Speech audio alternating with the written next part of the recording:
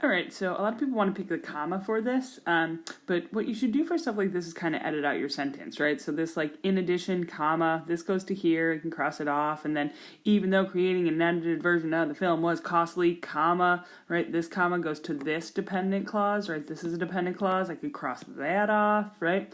And then what we have is, now we start like the actual independent clause of our sentence, right? The independent clause being the like actual sentence, right? We can always edit out dependent clauses like this or transitional terms like this.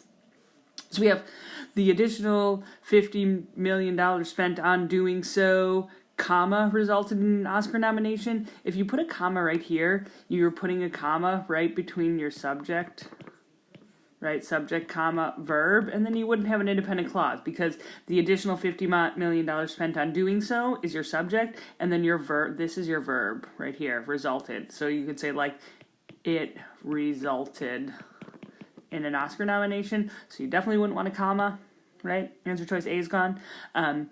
B and C, colon, and is actually equivalent to a dash if there's only one dash in the sentence.